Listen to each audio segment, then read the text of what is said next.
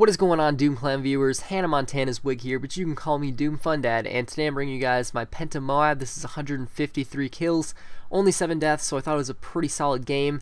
And if you enjoy it, make sure to come and subscribe to my channel. It's Fundad, and I pretty much specialize in Modern Warfare 3 gameplay, because I think it's pretty entertaining compared to Black Ops 2, which we've been watching Black Ops 2 gameplay 200 pluses for like 8-9 months now. So I think that MW3 is a pretty good throwback, and you should see some of the crazy Modern Warfare 3 stuff that some of the Doom members have been putting out. It's been pretty crazy these last few months of Black Ops 2, because everyone's going back to Modern Warfare 3 and it's just insane. But this is probably one of my best gameplays. 5 MOABs in one game, which is pretty insane. I think I was like the 4th person to do it. I think there was J Nasty, and then there was Dark General, and then there was Energize XBL, and then there was me. I think I was the 4th person to do it on console, and since then a whole ton more pentas have been gotten, but I think I was the 4th person. I was the 4th person to do it on console. But what I want to talk about to you guys in this commentary is why I think that Infinity Ward Call of Duty games are better in map design than Black Ops 2 map design, because there's this one key thing about them that kind of separates them that I think makes Infinity Ward games much more exciting and more fun and more dynamic, like in just a better experience in all to play. And it has to do with the B flag, and that's pretty much it. It's the placement of the B flag. If you notice in Treyarch games, they put the B flag right in the middle of the map, right between A and C. It's just a straight line. They're pretty much just it's the B flag smack dab in the middle, sandwiched between A and C. And that's the thing that I don't like, because in Treyarch games that makes it so it's really two-sided, and it's just a big war. Like you got one team head glitching on this side, then you got another team head glitching on the other side, and everyone's just throwing nades at B. So that's the thing with Treyarch games that I think makes them not fun. But if you notice in Infinity Ward games like this, look where the B flag is. It's not directly in between A and B. It kind of makes a triangle. In most of the Infinity Ward maps, the B flag makes a triangle with the A and C flags, so there's actually more angles and sides that you can approach to killing the other team, and there's more spawn points instead of just spawn in the back of the map every time like in Black Ops 2. That's the reason I think that people go back to Infinity Ward games, because most of the people I've talked to prefer Infinity Ward games just because of the excitement level of the game. And I think a lot of it has to do with the map design, how you can actually, for one, you can actually capture the B flag without getting naded every 2 seconds, and then 2, just the map design, there's a lot more angles and sides you can take to it, instead of just this is the same game every time, because literally every game of Black Ops 2 is the same. It's once one team is on one side, the other team's on the other, and it's hard to push up. It's the same thing every time. But Infinity Ward games, then it's all different, because you can take every match is different, because you can take different sides of it. You can have the B flag and still spawn at the B flag. In Treyarch games, I think that even if you have the B flag and not C or A, you still spawn in the back of C or A. You can't spawn at the B flag ever.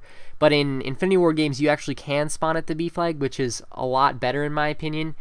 And another big disappointment about Treyarch games and their map design is, if you take any Treyarch map and you look at both sides, A and C, there's going to be a sniper perch on each side aimed at B, at A and C, aimed at B. So that makes it even harder to cap B, and it makes it even more two-sided, where both teams are both in their sniper perches just sniping at each other the entire game, instead of running around like you would in an Infinity Ward game, because there's a lot more space to go in, and you don't have to just sit in one spot, because there's only one side you can take. You can actually take different angles and different sides, different routes, whereas in Treyarch games, you're way more limited to just 2 sides. Whichever team you're spawning on, you're pretty much stuck with, and it's still possible to break through, but it's a lot harder, and it's a lot more frustrating.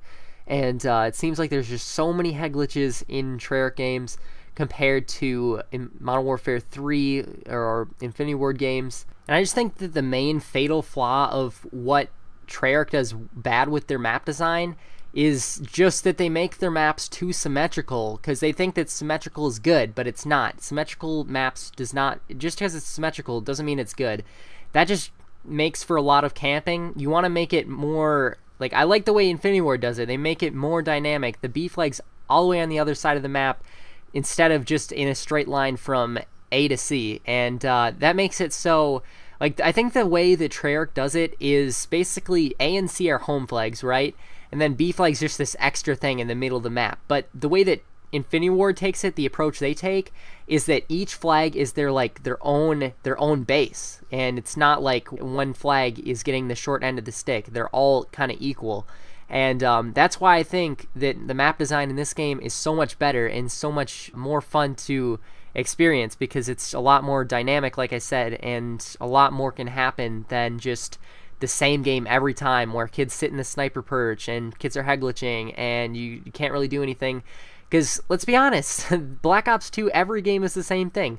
And, I don't know, it's just not for me. And let me know what you guys think in the comments. If you agree with me in that the Treyarch map design is really flawed, and that they could improve it if they take, you know, some directions from Infinity Ward and take some advice on how they kind of lay out their maps. Because I do think that the way that Infinity Ward does things is a lot better. It's just, there's a lot more to do than just one side is your side and the other side is the other team's side. It's like every place of the map is kind of no man's land, except for the very place where you spawn in near your flag. So I don't know, it's more fun for me to play Infinity Ward games based on the maps, and let me know what you guys think in the comments below.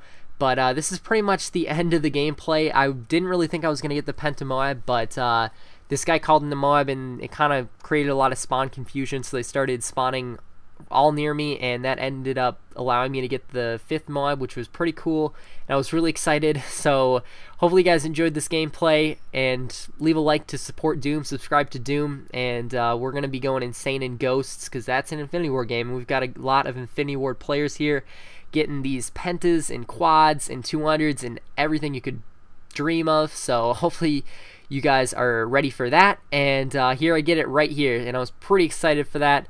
So also, one last thing, guys, we do lose the game by like 1 point because we didn't end up capping the flags back in time, because I would not have been able to get the penta if we didn't let the other team cap another flag, and we just didn't get to it in time. So I'm really sorry about that, but we did end up losing. I just wanted to be honest about that. So that's the end of the gameplay. Hope you guys enjoyed it. Peace.